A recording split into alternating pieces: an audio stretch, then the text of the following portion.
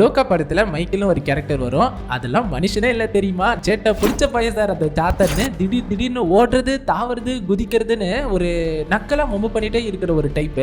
உலக நாயகன் சாருக்கு ஒரு வசனம் இருக்கும், நீங்க நல்லவரா கெட்டவரான்னு நிறைய இடங்கள்ல கேட்பாங்க. சாத்தனோட கதைகள் ஆரிஜின் ஸ்டோரியை படிக்கிறப்போ அதே கேள்வியை சாத்தன் கிட்டையும் முன்வைக்கலாம். சாத்தனை பத்தி இருக்கிற மித்தாலஜி ஸ்டோரியா இருக்கட்டும், ஊர் மக்களோட கதை, அந்த நம்பிக்கைகள் எல்லாம் கேட்கிறப்போ ஒரு பக்கம் மிரள வைக்கிற மாதிரி இருந்தாலும் பிரமிப்பா இருக்கும். சில நேரங்கள்ல ரொம்ப மோசமா நினைச்சு கூட பார்க்க முடியாத அளவுக்கு ஒரு டார்க் சைட், டார்க்கஸ்ட் வெர்ஷனை கேள்விப்படுற மாதிரியும் கதைகள் இருக்கு.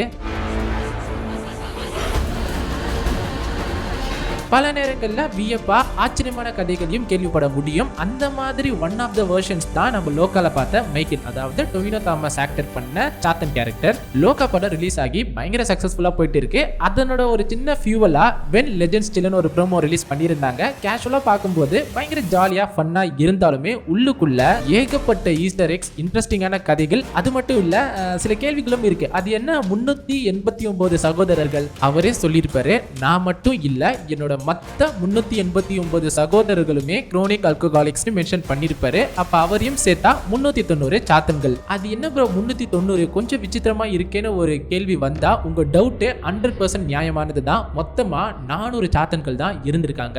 அது எப்படி 390 ஆச்சு? ஏன் ஒரு சாத்தன் மட்டும் கொகைக்குள்ள வெறித்தனமா அடைஞ்சு கிடக்குது? இவங்க எல்லாம் யாரு? ஏன் உலகத்துக்குள்ள ரகசியமா நடமாடிட்டு இருக்காங்கன்ற கதைகள் எல்லாத்தையும் இந்த வீடியோல பேசலாம். நீங்க லோகா படம் பார்த்திருந்தா உங்களுக்கு அந்த படம் பிடிச்சிருந்ததா? ஏன் ரொம்ப பிடிச்சது? எதனால அதை விரும்புனீங்க? எந்த கேரக்டரை ரொம்ப ரசிச்சு பார்த்தீங்கன்னு கண்டிப்பா கமெண்ட் செக்ஷன்ல சொல்லுங்க. ஒன்னா படிச்சு ரிப்ளை பண்ணி இன்டராக்டிவா கொண்டு போலாம். லோகா பார்ட் 1க்கான title card font golden yellow, but அதுக்கு நடுவுல ஒரு அப்போர்ட் ஆரோ இருக்கிற மாதிரி டிசைன் பண்ணப்பட்டிருக்கு. என்னன்னு தெரியல, தெரிஞ்ச கமெண்ட் செக்ஷன்ல சொல்லுங்க. ஆனா அந்த ஓகே ஆல்பபெட்டுக்கு நடுவுல ஒரு கத்தி ஷேப்பர் டிசைனோட பார்க்கலாம். அந்த கத்தி பார்ட் 1ல எப்படிப்பட்ட ரோலை பிளே பண்ணதுன்னு எல்லாருக்கும் நல்லாவே தெரியும். சஜக்குன்னு இறக்கி அப்போதைக்கு அந்த வேம்பைய நிரந்தரமா இல்ல டெம்பரவரியா அடக்கி கண்ட்ரோல் பண்ணி வைப்பாங்க. கிளைமேக்ஸ்ல லாஸ்டா நாச்சியப்பனுக்கும் அதே தான் நடக்கும். பட் இப்ப இல்லனாலும் செகண்ட் பார்ட்ல இல்லனா வரப்போற ஃபியூச்சர் சீக்வல்ஸ்ல அந்த கத்திய திரும்ப எடுத்துட்டா நாச்சியப்பனுக்கு அதே கெட்ட எண்ணம், அதே வில்லனிசம், அதே பவர்ஸோட எல்லாமே திரும்ப எந்திரிச்சு வர முடியும்னு சாண்டி மாஸ்டரே இன்டர்வியூஸ்ல கன்ஃபார்ம் பண்ணிருக்காரு. சோ அந்த கத்தி தான் பார்ட் 1ல ஒரு முக்கியமான வெப்பனா இருந்தது. ஆனா இப்போ அந்த லோகான்ற டிசைன், அந்த வெறி பிடிச்ச சாத்தன் இந்த சாத்தனை கழுத்தை பிடிக்கும் போது இன்ஸ்டன்டா கோல்டன் yellowல இருந்து போல்டு ரெட்டுக்கு சேஞ்ச் ஆகி அந்த தீமே கம்ப்ளீட்டா ரொம்ப டேஞ்சரா ரெட் கலர்ல தான் பிரசன்ட் பண்ணிருப்பாங்க. அந்த நேரம் லோகான்ற ஃபாண்ட் ஃபர்ஸ்ட் பார்ட்ல இருந்து கொஞ்சம் சேஞ்ச் ஆகியிருக்கும். ஆர்ட், டைமண்ட், கிளப், ஸ்பேடுன்னு அந்த டிசைனை கொஞ்சம் மைன்யூட்டா சேஞ்ச் பண்ணி வேற கலர்ல கொடுத்திருப்பாங்க. இந்த ஷேப் எல்லாம் எங்க வரும்னு நல்லாவே தெரியும். கார்டு கேம்ஸ் அந்த கார்டுல தான் இருக்கும். ஃபர்ஸ்ட் பார்ட்ல கார்டு அடிக்கடி யூஸ் பண்ணது மைக்கேல் மட்டும் தான். சோ அவங்களே சொல்லிட்டாங்க லோகா பார்ட் 2 கம்ப்ளீட்டா மைக்கேல் அந்த சாத்தன் கேரக்டரை பேஸ் பண்ணி தான் வரப்போகுது. பேசிட்டு இருக்கிறப்போ கிச்சி கிச்சி பண்ணதுக்கே நிஞ்சா ஸ்வாட எடுத்து நீட்டுவாரு. அதோட ரிஃப்ளெக்ஷனா இவர் அந்த புக் எடுத்து முன் வைக்க தே லிவ் அமாங் அஸ் அந்த புக் படத்துல நம்ம பார்த்தோம்ல, அதை இங்க கையில பிடிச்சிட்டு இருப்பாரு. ஃபர்ஸ்ட் சாப்டர் களியங்காட்டு நீலி மைக்கேல், அடுத்த சாப்டர் என்னோடது தானே கொஞ்சம் ஜாலியா கொஞ்சம் கர்வமா சொல்லுவாரு. ஆனா நான் உன்னோட சாப்டரையும் படிச்சேன்னு ஒரு கேள்வி கேட்பாரு. அந்த கேள்வியை வாங்கிட்டு எந்த ஒரு பதிலும் சொல்லாம அமைதியா சார்லி கொடுத்த ரியாக்ஷன் மிரண்டேன். அதெல்லாம் கண்டிப்பா ஃபியூச்சர்ல ஜாலியா டிஸ்கஸ் பண்ணுவோம். சரி ஓகே, இப்போதைக்கு ஆமா அந்த சாத்தன் யாரு?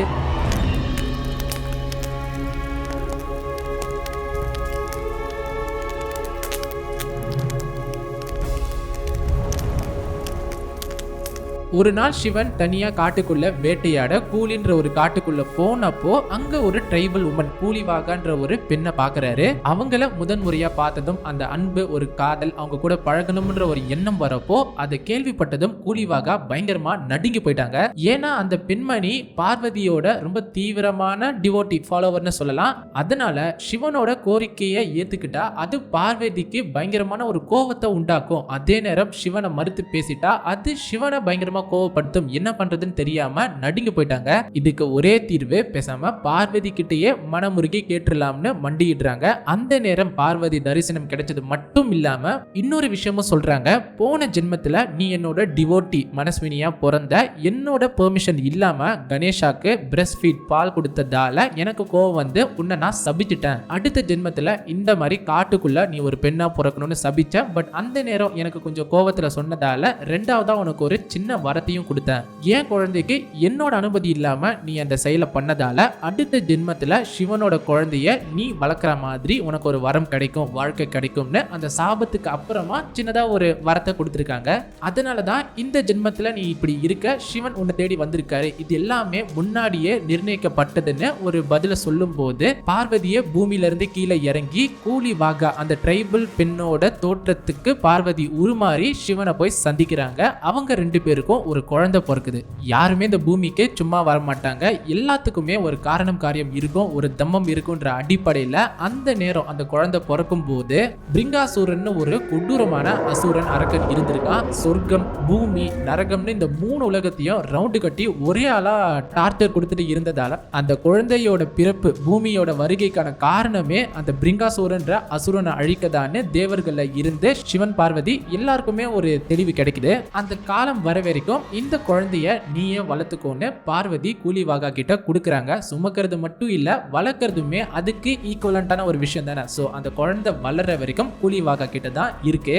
ஸோ எல்லா குழந்தையும் குட்டியா இருந்து தான் வளருவாங்க. சாத்தன் குட்டியா இருந்ததால குட்டி சாத்தான் அந்த மாதிரிலாம் சொல்றது, அதை பேஸ் பண்ணி ஏகப்பட்ட கேரக்டர்ஸ் கதைகள் எல்லாமே வந்திருக்கு. ஒரு நாள் சின்ன வயசுல சாத்தன் தன்னோட அப்பா அம்மா சிவன் பார்வதியை கைலாஷ்ல போய் பார்க்கலான்னு முடிவு பண்ணி போறப்போ வாசல்ல நந்தின்னு சொல்லுவாங்கல்ல, நந்திகேஸ்வரான்னு ஒருத்தர் சொல்லுவாங்கல்ல, அவர் அந்த சாத்தனோட தோற்றத்தை பார்த்து உன்னை நான் உள்ள போய் சிவன் பார்வதியை சந்திக்க அனுமதிக்க மாட்டேன்னு தடுத்து நிறுத்துறப்போ தன்னோட அறிவு, பவர்ஸ், தந்திரத்தை யூஸ் பண்ணி விஷ்ணு அவதாரம் எடுத்து அந்த தோற்றத்துல விஷ்ணு போய் சந்திக்கிற மாதிரி நின்னதால அனுமதி கிடைச்சிருக்கு. ஆனா உள்ள போனதும் சிவன் பார்வதி 2 பேருமே வந்திருக்கிறது விஷ்ணு கிடையாது, அவரோட தோற்றத்தை எடுத்துக்கிட்டு தான் இந்த சாத்தன் நம்மள மீட் பண்ண வந்திருக்கான்னு தெரியும் போது அவரோட இன்டெலிஜென்ஸ், அந்த அறிவுத்தன்மையை பார்த்து இன்னிலிருந்து நீ விஷ்ணு மாயா என்று அழைக்கப்படுவாய் அந்த மாதிரி ஒரு பேரையும் கொடுத்தது இல்லாம அதுக்கான விளக்கம் மாஸ்டர் ஆஃப் இல்யூஷன்ஸ், டிரான்ஸ்ஃபர்மேஷன்ஸ், ஒரு மாயை, ஒரு மாயாஜாலத்தை காமிக்கிறது. ஆனா அது குருட்டாம்போக்கா இல்லாம தந்திரமா, ஸ்கில்லா, புத்திசாலித்தனமா அந்த சிச்சுவேஷனை கிராஸ் பண்ணி இன்டெலெக்சுவலா கடந்து போகிற ஒரு இல்யூஷனா இருக்கும். அதை பார்த்து ரசிச்ச சிவன் பார்வதி தான் சாத்தன்ன்ற பேருக்கு பதிலா விஷ்ணு மாயான்ற நேம அந்த ஒரு நிகழ்வுல சூட்டினாங்க. இப்படியே ஜாலியா இருந்தாலும் காலங்கள் கடந்து போகுது. பூமிக்கு வந்ததான நோக்கம், அந்த தம்மம்னு சொல்லுவாங்கல்ல, அதுக்கான யுத்தம். சாத்தனுக்கும் பிரிங்காசுரன் அந்த அசுரனுக்குமே அதே கூலின்ற ஒரு காட்டுக்குள்ள யுத்தம் ஆரம்பிக்குது. பல நாட்களுக்கு பயங்கர உக்கிரமா போயிட்டு இருந்த யுத்தம் அதோட 7வது நாள்ல அந்த டீமன் பிரிங்காசுரன்ற அசுரன் இந்த சாத்தனோட சுண்டு விரல வெட்டிட்டாரு. காயப்பட்ட அந்த சுண்டு விரல்ல இருந்து சிந்தின ரத்தம் பூமியில படும்போது அந்த ரத்தம் போர்ட்டல்ல இருந்து அவரை மாதிரி 400 சாத்தன்கள், குட்டி சாத்தன்கள்னு சொல்றாங்க, ஆனா 400 சாத்தன்கள் பிறந்தாங்களாம். அதை பார்த்து பிரமிச்சு மிரண்டு பயந்து போன அசுரன் தன்னோட கடைசி ஆயுதம், மோஸ்ட் பவர்ஃபுல் வெப்பனா கன்சிடர் பண்ண பிரம்மாஸ்திராவை எடுத்து அந்த 400 சாத்தன்கள் மேலேயும் யூஸ் பண்றாரு. பாவம், அவரால் முடிஞ்சது 10 பேரை தான் கொல்ல முடிஞ்சது. மீதி 390 சாத்தன்களும் அந்த அசுரனை மொத்தமா காலி பண்ணிட்டாங்க. ஸோ இங்க டோட்டலா 400 சாத்தன்கள் இருந்துச்சு. பிரம்மாஸ்திராவால 10 சாத்தன்கள் அழிக்கப்பட்டார்கள். அப்போ மொத்தமா மிஞ்சி இருக்கிறது 390. இந்த 390 சாத்தன்கள்ல தான் ஏதோ ஒரு சாத்தனை நம்ம படத்துல ஒரு கேரக்டரா ஃபாலோ பண்ணி ரசிச்சுட்டு இருந்திருக்கிறோம். அவர் தான் என்னோட மீதி சகோதரர்கள் 389ன்னு அடிக்கடி படத்துல டைலாகா மென்ஷன் பண்ணிட்டு வராரு. அந்த 390 சாத்தன்களுக்குள்ளேயே ஏகப்பட்ட பிரிவுகள் இருக்கு. அந்த ஐயரார்க்கின்னு சொல்லுவாங்கல்ல, அதுலயுமே ஒரு டாப் 6 or 7 இருக்குன்னு நான் கேள்விப்பட்டேன். ஃபார் எக்ஸாம்பிள், தீ குட்டி சாத்தன் நெருப்பை கண்ட்ரோல் பண்ண, நீர் குட்டி சாத்தன் தண்ணியை கண்ட்ரோல் பண்ண, பூக்குட்டி சாத்தன் இந்த ஸ்பேஸை கண்ட்ரோல் பண்றதுன்னு படிச்ச மாதிரி ஞாபகம் இருக்கு. ஆனா இந்த 390ல ஒரு சாத்தன் ரொம்ப அமைதியா, டிவோஷனலா மக்களுக்கு ஆசீர்வாதம் பண்ணக்கூடிய ஒரு விஷ்ணு மாயா. அந்த சாத்தனுக்கு ஒரு கோவிலே இருக்கிறதா சொல்லப்படுது. அந்த கோவில் பேரு ரொம்ப டிவோஷனலா இருக்கும், எனக்கு கரெக்டா ஸ்ட்ரைக் ஆகல, முடிஞ்சா நான் டிஸ்ப்ளே பண்றேன். ஆனா இன்னொரு சாத்தன் அதுக்கு எக்ஸ்ட்ரீம் ஆப்போசிட்டா பயங்கர உக்கிரமா, கோவமா, ஒரு முற்றிலுமா பயங்கர உக்கிரமான ஸ்டேட்ல இருக்கும்னு ஒரு கதை இருக்கு.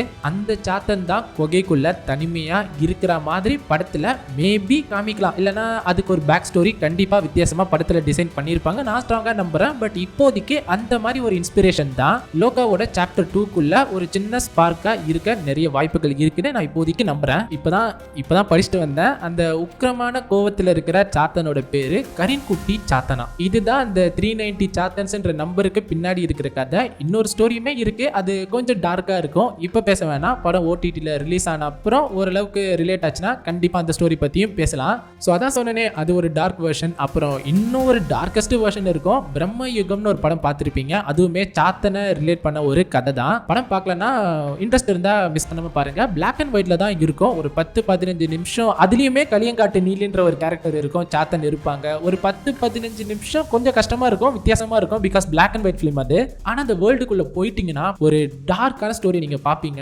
ஆண்டிங்கா இருக்கும். அந்த உலகமே கொஞ்சம் மிரட்டலா. நான் அந்த படம் பார்த்துட்டு ஒரு 24 hours அந்த உலகத்துக்குள்ளேயே மாட்டிக்கிட்டேனால அந்த படத்துல இருந்து ஓகே அது படம் கிராஸ் பண்ணி போக முடியல. அந்த மாதிரி ஒரு டெரிபிளா ஒரு வித்தியாசமான ஒரு சினிமாட்டிக் வேர்ல்டு அந்த படத்தில் நான் பார்த்தேன்.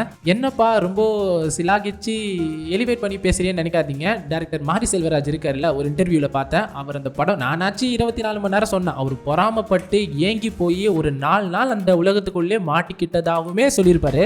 ஸோ சும்மாலாம் சொல்லலை. நீங்கள் அந்த படம் பார்த்ததே இல்லைனா கண்டிப்பாக ஒரு வாட்டி பெரிய சினி பஃபாக இருந்தால் கண்டிப்பாக அந்த படத்தை பாருங்கள். வேறு லெவலில் ஒரு சினிமேட்டிக் எக்ஸ்பீரியன்ஸ் மட்டும் இல்லாமல் ஒரு டார்க்கஸ்ட் வெர்ஷன் ஆஃப் சாத்தன் கதையை நீங்கள் கேள்விப்பட்டிருப்பீங்க. அது உண்மையிலே இப்போ இருக்கிற ஒரு விஷயத்தோட ரிலேட் ஆகும். முடிஞ்ச அந்த படத்தை பற்றி டீட்டெயில்டாக டெடிகேட்டடாக ஒரு வீடியோ பண்ணலாம் நீங்கள் இன்ட்ரெஸ்டடாக இருக்கீங்கன்னு சொன்னீங்கன்னா. ஸோ அவ்வளோதான் இந்த வீடியோ. October 17 தான் லோகாவோட HD பிரிண்ட் OTTல ரிலீஸ் ஆகிறதா சொல்கிறாங்க. உங்களுக்கு இன்ட்ரெஸ்ட் இருக்குது, நம்ம ஒன்றா சேர்ந்தா ஒரு நல்ல வீடியோ லோகாக்காக சூப்பராக ஒன்று பண்ணலாம். பொறுமையாக நிதானமாக எல்லாத்தையும் பிரேக் டவுன் பண்ணி ஒரு நல்ல வீடியோ ஒன்று பண்ணலாம். முடிஞ்சால் சீக்கிரமே இன்னொரு வீடியோவில் அந்த மைக்கேல் சார்லி கிட்ட ஒரு கேள்வி கேட்டிருப்பார்ல, நீ தான் ஹிட்லரை கொன்னதா அசாசினேட் பண்ணதான்னு ஒரு கேள்வி கேட்டிருப்பாரு. நான் அதையும் கொஞ்சம் டீட்டெயிலாக இன்டெப்த்தாக ரிசர்ச் பண்ணி பார்த்தேன். எனக்கு பர்சனலாக ரொம்ப இன்ட்ரெஸ்டிங்காக நிறைய விஷயங்கள் தெரிஞ்சுது.